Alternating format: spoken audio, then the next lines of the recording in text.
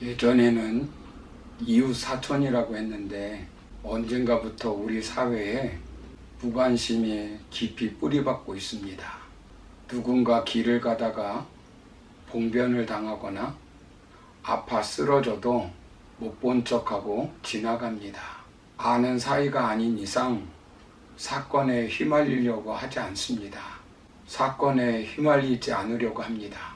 이런 무관심은 길에서 여성이 괴롭힘을 당해도 옆집에서 홀로 노인이 아무런 이유 없이 보이지 않아도 공원에서 중학생들이 집단 구타를 당해도 관심을 가지지 않습니다. 자기의 일이 아니면 애써 눈을 감고 고개를 돌리고 상관없다는 듯 지나쳐버립니다. 우리가 아닌 나만 잘 먹고 잘 살면 된다고 하는 의식이 팽배해 있습니다. 요즘 집에 강도가 들어오면 강도야 외치는 것이 아니라 불이야 라고 외쳐야 된다고 합니다. 강도야 하면 어떤 피해를 자신이 받을지 모르니까 신고를 하지 않고 불이야 하면 혹시 자기 집에 화재로 피해를 입을까봐 신고를 한다는 우스개 이야기가 있습니다. 우리 사회의 단면을 보여주고 있습니다. 가족과 떨어져 홀로 사는 노인이 숨진 지 몇 년 만에 발견된 경우도 있고, 학교에서는 왕따를 당하는 친구를 보고서도 모른 척하는 경우가 다반사라고 합니다. 이처럼 우리가 사는 이 시대는 무관심이 팽배해 있습니다.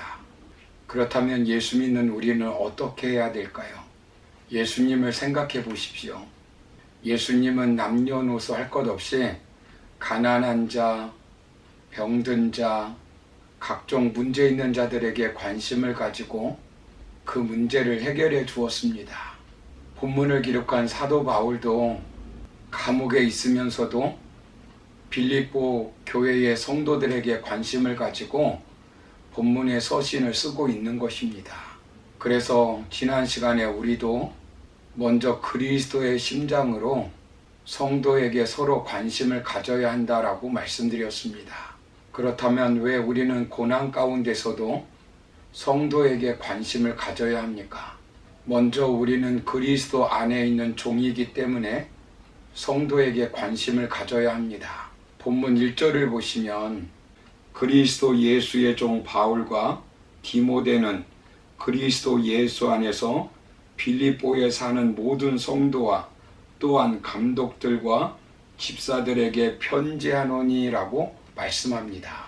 지금 감옥 안에 있으면서도 빌립보 교인들에게 관심을 가지고 있는 바울은 자신을 그리스도 예수의 종이라고 표현하고 있습니다. 사람의 종이 아니라 예수의 종이라는 것입니다. 종은 빚진 것 때문에 팔린 사람입니다. 종은 코를 꿰놓은 것처럼 자유가 없는 사람입니다. 종은 자기 주장도 없이 주인이 시키는 대로 주인을 위해서 일해야 합니다.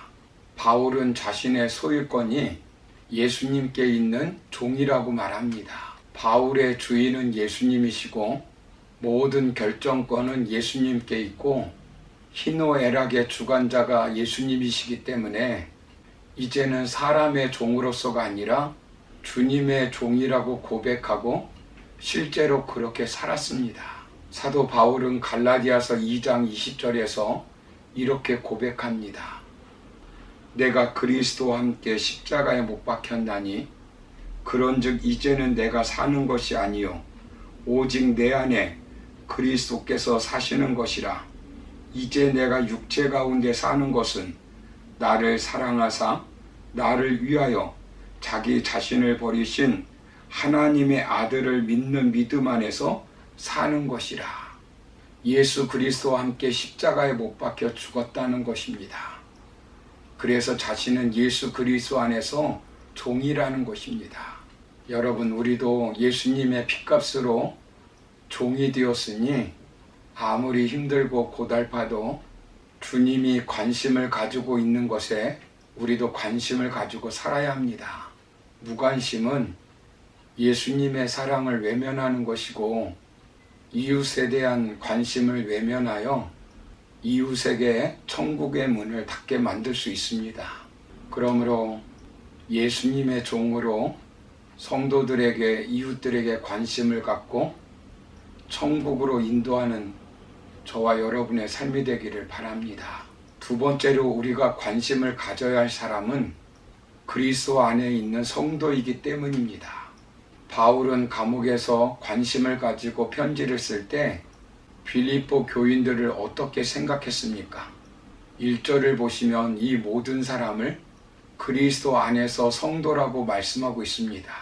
빌립보 교회에 감독도 있고 집사도 있는 것을 보면 이미 조직 교회가 된 것을 알 수 있습니다. 조직 교회가 되면 여러 가지 인간관계의 문제가 발생합니다.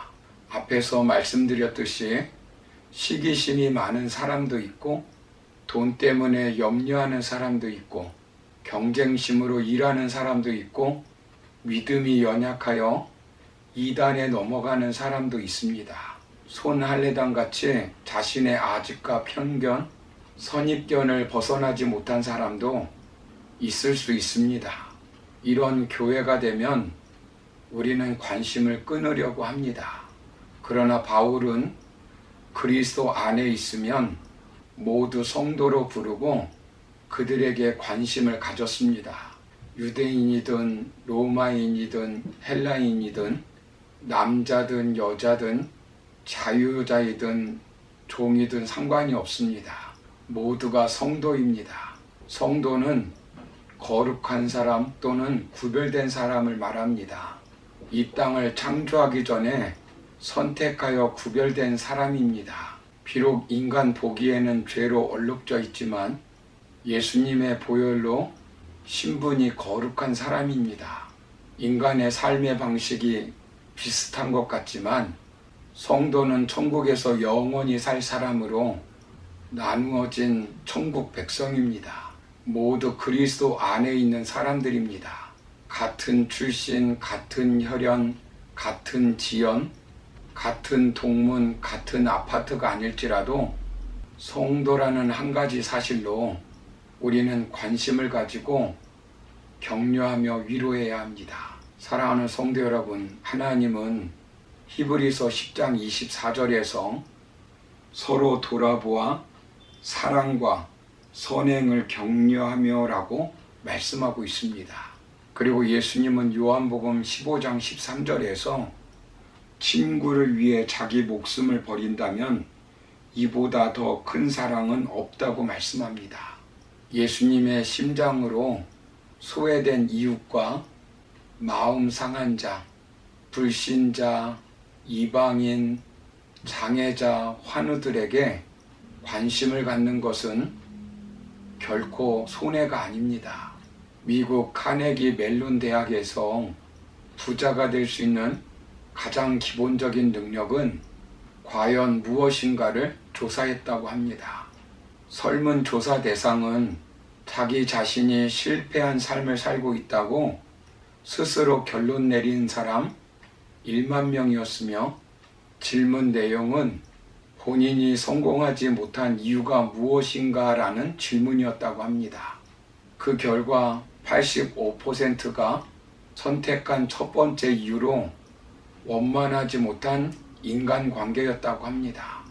나머지 15%의 사람들은 자신의 부족한 지능 및 재능 등을 실패 이유로 지목했다고 합니다.